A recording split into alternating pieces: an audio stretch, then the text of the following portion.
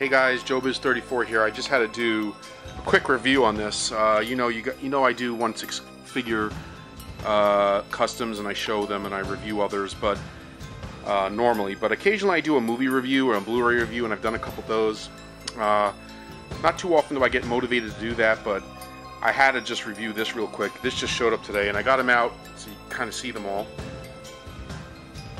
But the new Halloween Deluxe 15-disc box set, and I had to share this with you guys. I posted pictures on Instagram and Facebook, but it just arrived today from Amazon. I had it pre-ordered, and I do have Prime membership, so it came right on the day that it's technically released. So I think I'm one of the few early adopters as far as in the US to get this. I don't know about overseas or what the deal is there. But anyway, this box set is phenomenal. First I want to start with just the look of the set. As you can see here, they're all pristine looking. They all come in like these slick black Blu-ray cases. You see how it's black on top there? And every single one, as you can see there, is that. And this thing has everything from soup to nuts. I'm going to push them in like an accordion so you can kind of see. Alright, everything from Halloween 1 plus the extended TV version of Halloween 1, Halloween 2 plus the alternate TV version of Halloween 2, Halloween 3, 4, 5, Halloween 6, The Curse of Michael Myers, this is probably the gem of the collection. This is the gem of the set right here. If for any other reason you want to get this set, this is the main reason right here, and I'll get to that. Halloween H2O or H20, Halloween Resurrection, and then the two Rob Zombie movies, Halloween 1 and 2 from the remake. And yeah, I guess if you're a completionist, it would bug you. I mean, I know that for whatever reason, they've included like 2 versions of any movie they could, but for some reason with these two, they didn't include the theater versions for Rob Zombie's Halloween 1 and 2, which could be a little disappointing. I understand for the completionist, but honestly, I saw part 1 in the theaters, and I didn't like it as much as I did the unrated version. I'm not a fan of Halloween 2. You know, a lot of people who know me know that, but it is a good movie in its own right. If it wasn't Michael Myers, I guess you could say. But I know there are fans of it, and you know that's where the infamous Hobo Myers comes from, which has generated a lot of custom figures out there and stuff. So understandable. And again, you know, I don't have a problem with the director's cut. I think the director's cut of both of these are more in the vein of what Rob Zombie envisioned, and I think they're better. They are longer, and I can understand some maybe liking the more slick edited versions, I guess, for the theater.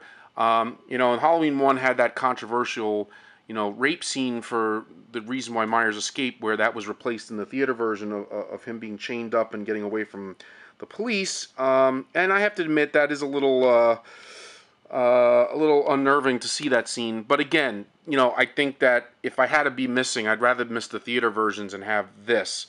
I remember the copy of this getting out, Halloween, the first Rob Zombie Halloween, and there was like a screener that was going around that people got to see before the movie was even released. And I actually liked it. I was impressed. And then when I went to the theater version, you know, they had that different, more bloated, more involved ending that, you know, was okay. I didn't mind that. But they cut a lot of stuff out in the theater version that I thought was actually cool and worked in the screener. So I was happy to see the director's cut was kind of a happy marriage between the theater version and the bootleg version, you know, the screener. So that's why I like the director's cut. It showed more of Michael lurking in the background and stuff that they kind of like trimmed out or cut in the theater version. So I'm glad the director's cut's here. And same thing with 2, you know, whatever. They all look pristine. I haven't seen each one all the way through, but I popped them in. I can tell you right now, you know, whether you already have the Blu-rays of like some of these or not, I'm sure they're good in their own right. I have the 35th anniversary of the Halloween that came like in a book just recently, which was great. And I have the Scream Factory release of Halloween 2 on its own that was great, so I kind of double dipped there. But I didn't really have any of these other ones, maybe except for this Halloween in Blu-ray. So for me, you know, I'm a first adopter of getting 3, 4, 5, 6, and these 2. And that's my phone ringing, so hold on. Okay, anyway, back after my phone call. So anyway, I was saying that, you know, a lot of these I am getting in Blu-ray for the first time. I mean, I had a lot of them, all of them in DVD, but I think the only Blu-rays I had was 1, 2, and this one here, the Halloween from RZ. So the rest I'm getting, but, you know, the box set in itself is great. I mean, look at the beautiful artwork there. You see that right away as soon as you get the package. that has the title.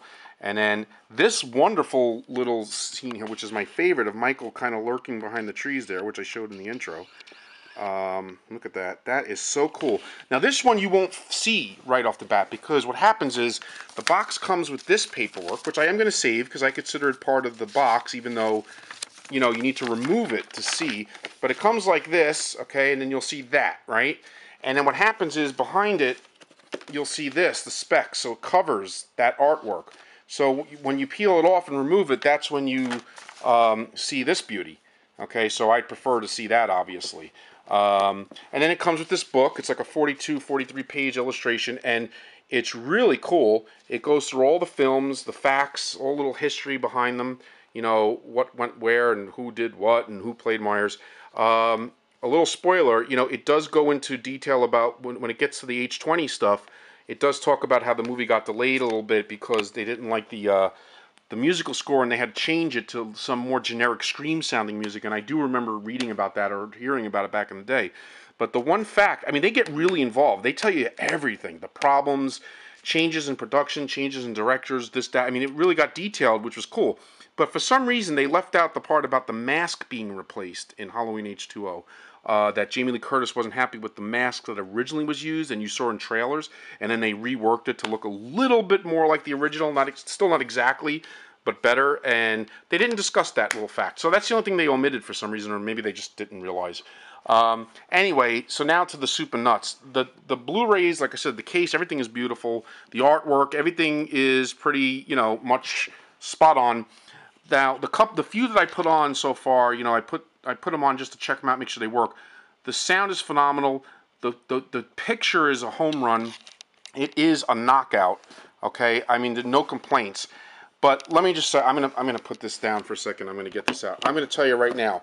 Okay, this right here is the winner.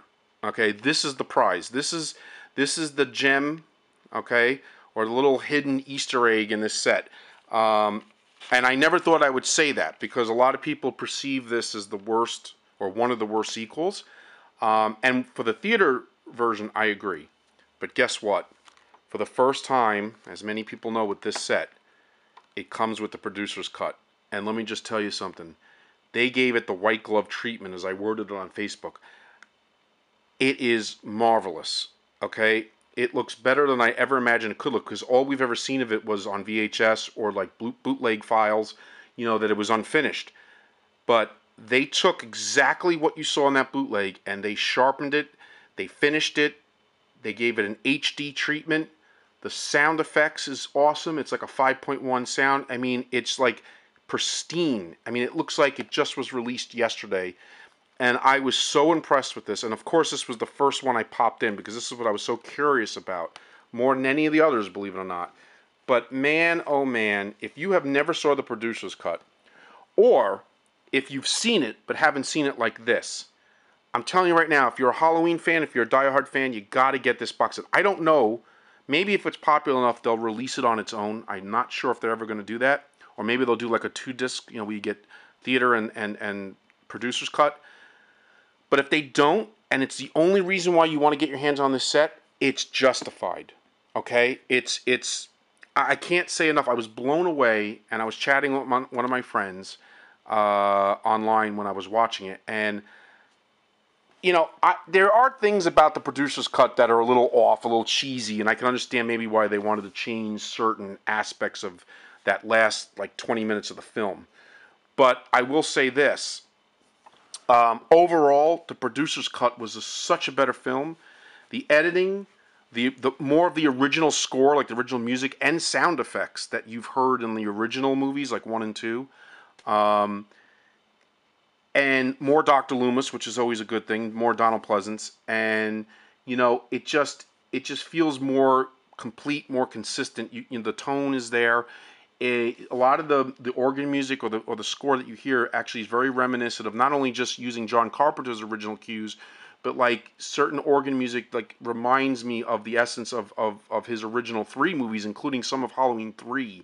The way that organ churchy electronic music, you know, that they used is reminiscent to not just Halloween 1 and 2, but also a little bit of how 3 sounded, I feel. And it's just such a shame that they didn't go. You know, if they wanted to change the ending, I get it. But even though some people didn't like the theater ending, you know, I could see why the producer's cut in parts was a little hokey as well. So it would be nice if they could have had a happy marriage of the two together, you know, to create that perfect edit. But I will say that there's so much more to like about the producer's cut, and I felt like I was watching it for the first time, especially since it was so clear and just beautifully done, remastered in Blu Ray and, you know, HD and all that.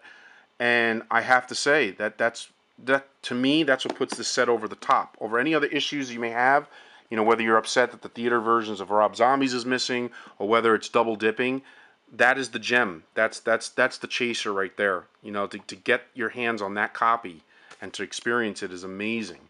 And I have to say that 95% of that version I like better than the theater cut. And if I had to pick one to go away and one to stay in existence, I would pick the producer's cut. I wish that was the version we saw in theaters back in '95. And I think it would have been well received because all the reasons that Dimension Films wanted to change it and the Hollywood suits, I think they got it way wrong changing what they changed. And I think they should have went with that version and just stuck with it. Because everything they did change that they thought they were making the film for the better, they actually made it worse, in my opinion, and as far as I know, many others. So anyway, this is it, the ultimate box set. I'm telling you, diehard fans out there, the picture, the sound, the artwork, the book, everything is a knockout. You know, because it's missing the theater versions, I would knock off a point. You know, okay, if you're a completionist, and you know, why not why not include the theater version and just go all out, since they pretty much did that, you know, and just have it really complete. But other than that little minor scuff, which is not even a big deal for me, I would score this near perfect. I would say 4.5 out of 5 stars easily, or 9.5 out of 10. This box set does deliver. I haven't even gotten into the bonus material yet. I mean, there's a lot of bonus stuff, and there's other things that are there. You know, some of it might be rehashed from the other, from other discs, and some of it, from what I understand, especially with like the 4 and 5, there's new stuff there. So I'm gonna, you know, you could veg out for a week straight on this thing, just having a marathon, the ultimate Halloween marathon. So anyway, all right, I've ranted on enough. That's it. I'm done, and I will be back soon doing what I normally do best, and that's showing 1/6 scale figures. Okay, until next time, guys, peace out.